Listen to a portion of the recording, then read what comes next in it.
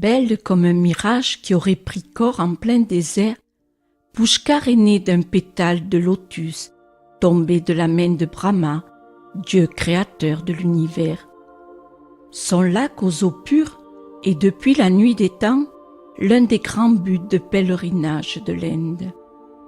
Tout au long de l'année, une douce quiétude règne sur les ghats, les escaliers aux ablutions, alors que les temples et kiosques jettent leurs reflets blancs dans les eaux sombres du bassin.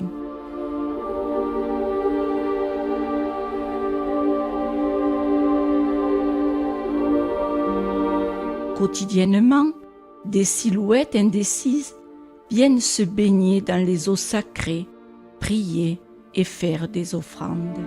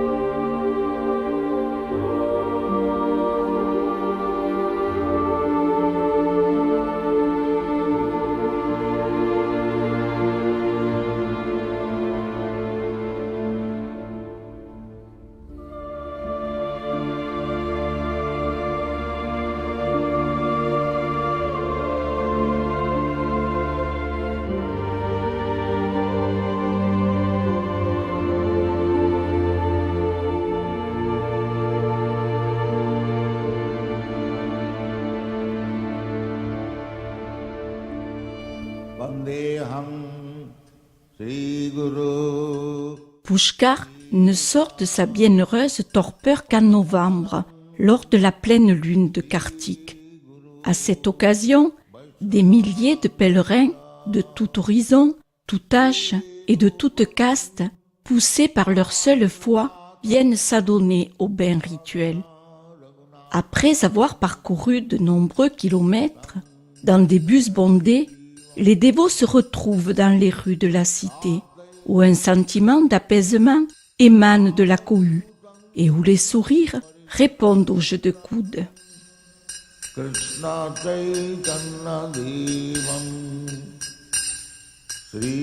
Unis dans une lente progression vers les eaux rédemptrices, sadhus et gourous se mêlent à la foule dans un même voyage spirituel. Hare Krishna, Krishna Krishna, Hare Hare,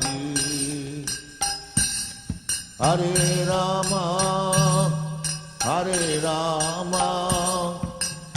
Rama, Hare Hare. Le grand jour est arrivé.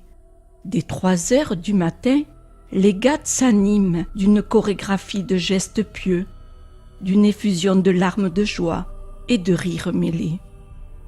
Les plus courageux se dirigent vers l'eau, procèdent à des ablutions et s'immergent entièrement. Se baigner dans ces eaux lustrales équivaut à une purification totale de l'intérieur.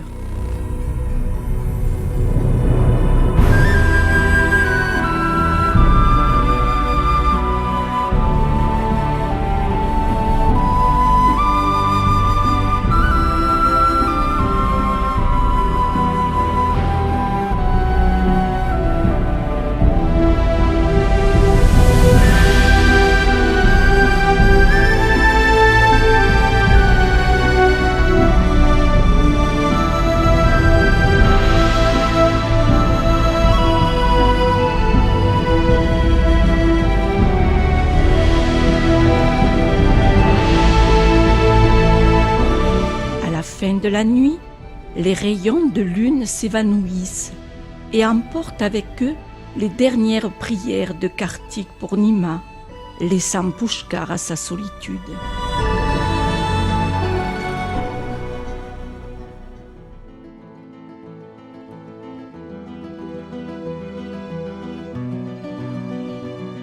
La fête religieuse se double d'une immense foire aux dromadaires, la plus importante d'Inde. Pendant une semaine, des milliers de personnes et de dromadaires venus de tout le Rajasthan se pressent aux abords de la petite ville.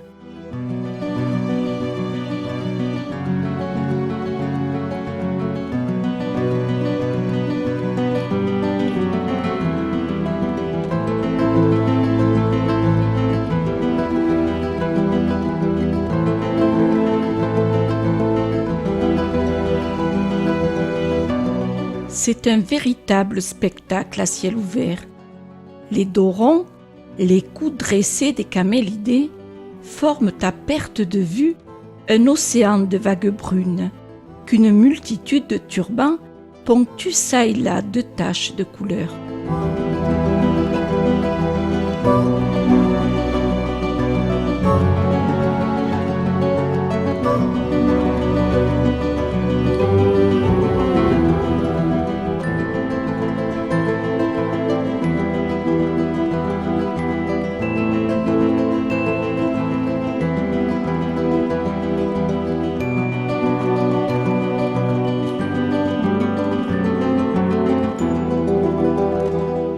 Arrivés, les dromadaires sont choyés, amoureusement peignés, tondus, parfumés et décorés de pompons et colliers bariolés.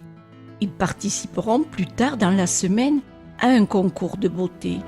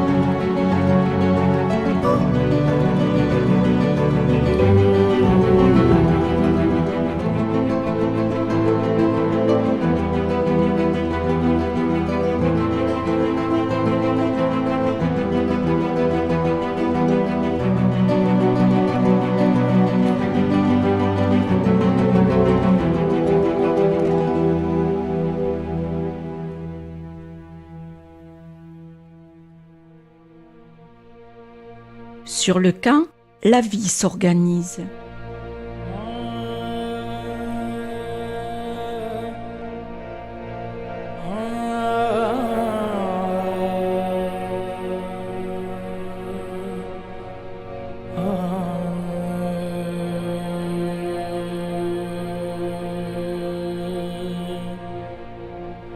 Les vendeurs de fourrage venus du Pendjab font des affaires, pendant que les adolescents mènent le bétail à l'abreuvoir et que femmes et enfants ramassent le crottin qui servira à allumer les feux de camp.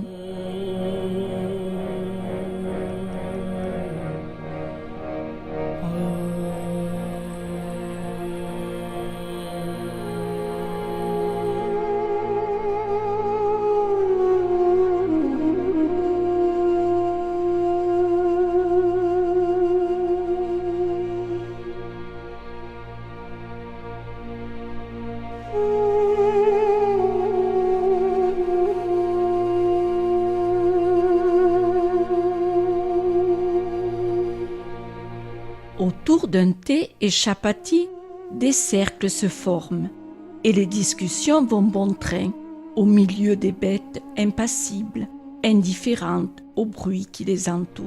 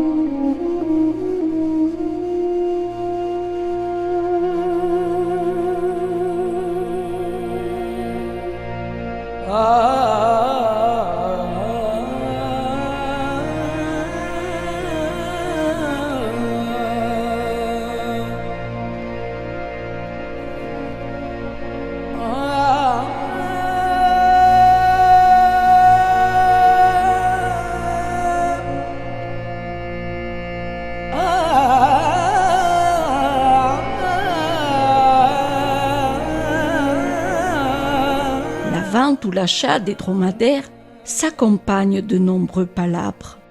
Parfois les esprits s'échauffent. Barbe et moustache tremblent sous les turbans. On s'invective, s'éloigne avec mépris, se rattrape par la manche pour finalement conclure par une franche accolade.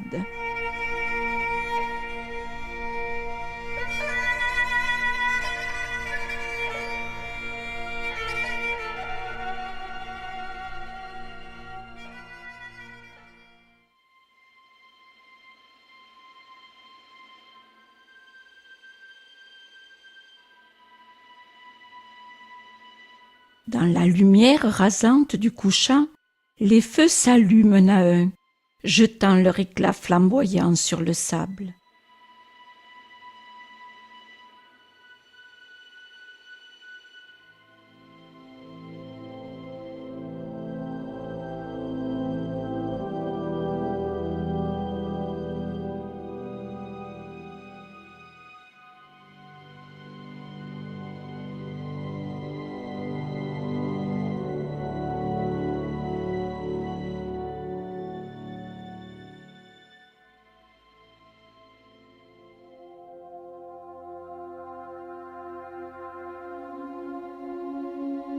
À la lisière de la ville, la fête est partout.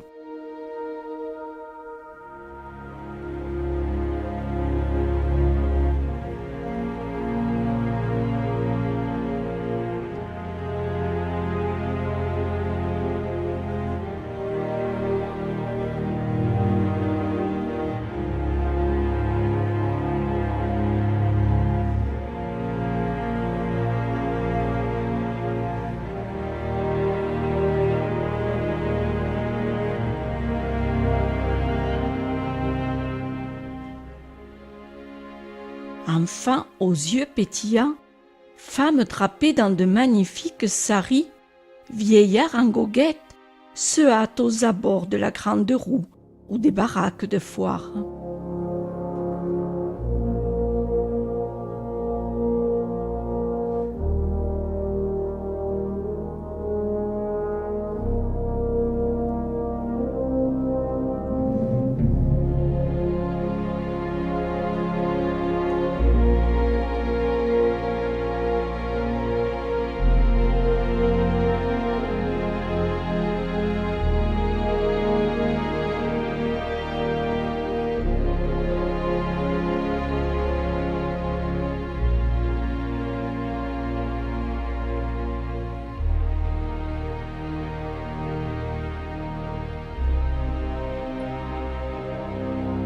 On s'offre le grand frisson dans les airs, pendant que filles et épouses des chameliers lorgnent les devantures des bijoutiers. Si les affaires ont été bonnes, elles pourront repartir avec un collier ou un bracelet de plus.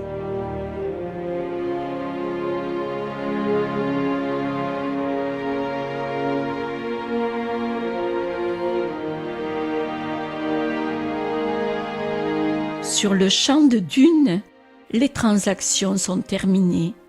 L'humeur n'est plus au négoce et le retour se prépare.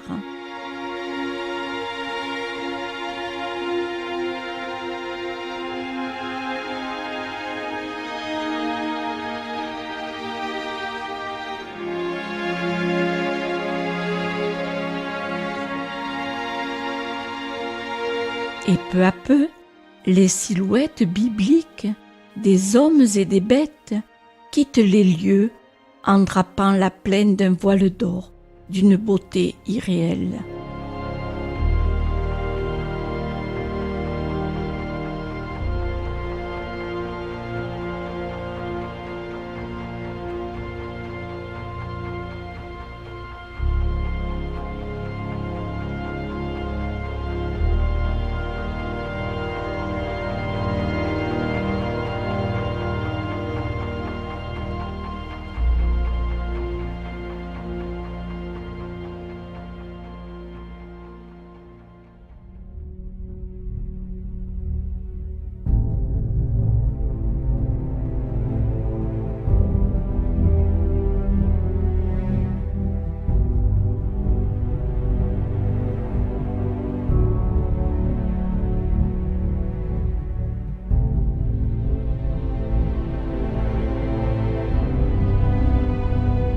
Terre de tous les possibles, de toutes les fascinations, l'Inde nous a offert son irremplaçable saveur, où rites et croyances se font écho et se fondent dans une mer de visages, le visage de l'humanité.